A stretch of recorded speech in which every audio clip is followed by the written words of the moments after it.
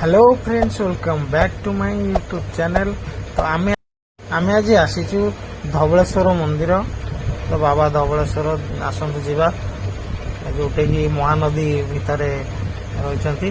तो यपटे ये नुआ ब्रिज हो जाए तो जीवाक आमको कटक पटे दे सुविधा होची। तो आसतु जीवा, लेट्स गो।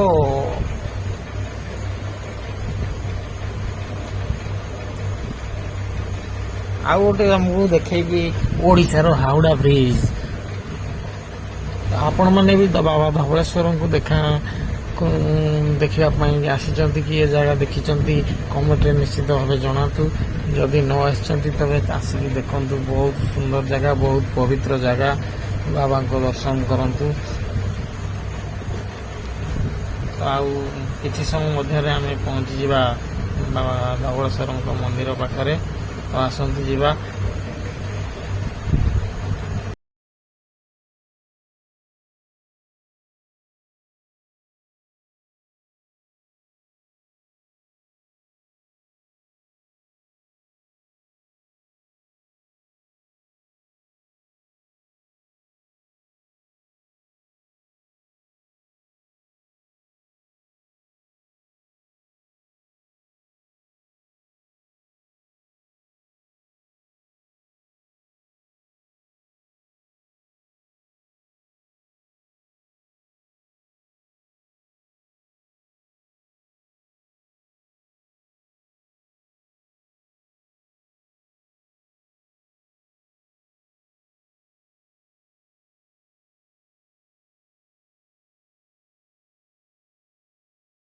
तो फाइनाली आम मंदिर गेट पाखे पहुंची जाइचु। तो जो गाड़ी आमर भितर ये पार्क होपटे नुआ ब्रिज होपटे आम जा मंदिर पाखक। तो आसतु जीवा, गाड़ी रखिदेकी जीवा सेपटू। तापर भी देखेबी हावड़ा ब्रिज गोटे अच्छी सेपटे। आम गोटे पटे जीवा आ गोटे पटे फेरिबा। दुईटा ब्रिज होते। हावड़ा ब्रिज रे एते कारबार नहीं। जो झूला पोल होती हावड़ा ब्रिज जहाँ मुझे जो झूला पोल होती डिटो पूरा हावड़ा ब्रिज पर तो सेठिकी जीवा देखा। तापर भी आर गोटे पोल होपटे आराम से आपण मैंने चली चली बाइक भी छाड़ूना भर को। तथा बाइक कार भी जाई होगापी अच्छी सुविधा। केवल अधिक लोड हो बोली केवल अधिक जाम हो भितर। तो सेठी जगह कम जो दीपांचल बाबा अच्छा से लगी बोधे भर को गाड़ी छाड़ूना। तो ये आमर आगे बाँ पटे ये गाड़ी गड़ुची देखु से आमर गाड़ी पार्क करवा। तो टिकेट नहीं जावा यू बस ए टिकेट नहीं आसचे जीवा गाड़ी पार्क करके।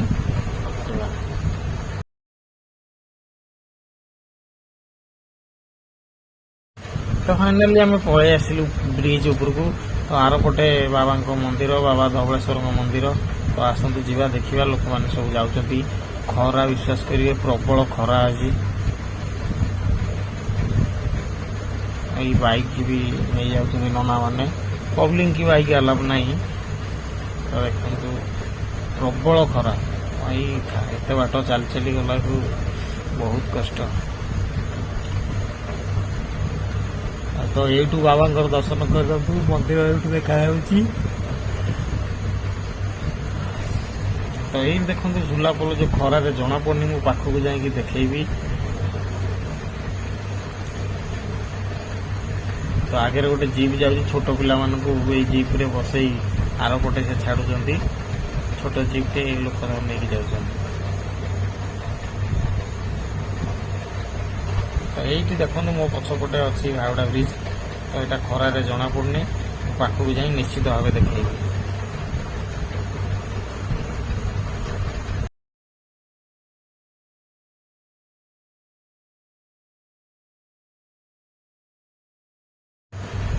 देखु ये आम कार पार्क करा व्हाइट कलर कार। ये देखु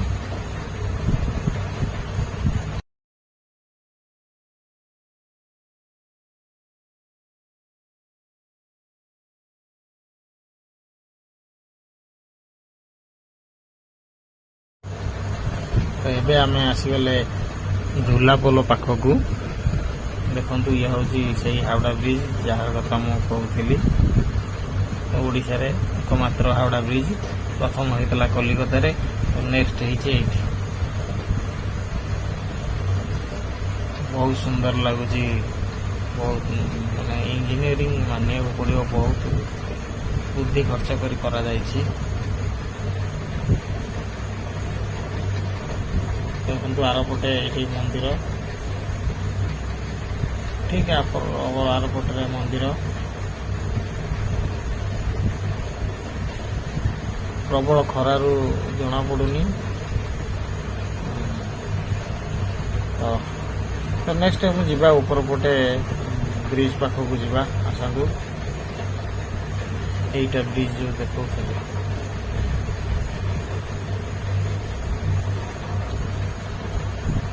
ତେବେ ଆସନ୍ତୁ ଯିବା ବ୍ରିଜ୍ ଉପରକୁ।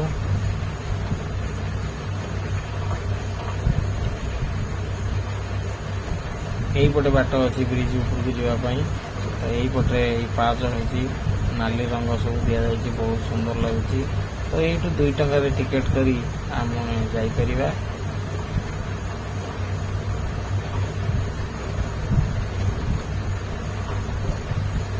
ଏଇଠି ବ୍ରିଜ୍। ତ ଇଏ ହେଉଛି, ଦେଖନ୍ତୁ ଇଏ ହେଉଛି ବ୍ରିଜ୍। ଏଇ ଝୁଲା ପୋଲ ଦେଖନ୍ତୁ, ଇଏ ହେଉଛି ଝୁଲା ପୋଲ। ବହୁତ ସୁନ୍ଦର ଭିଉ, ବହୁତ ସୁନ୍ଦର ଭିଉ।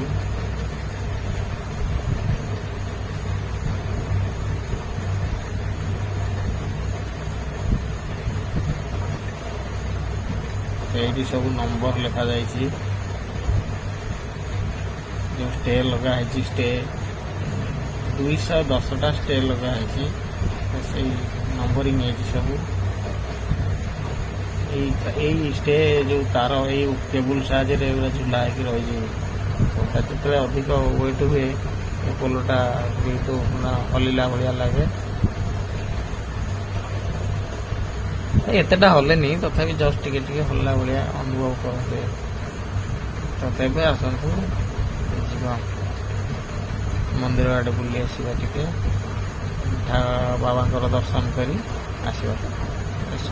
ଚାଲନ୍ତୁ ଯିବା।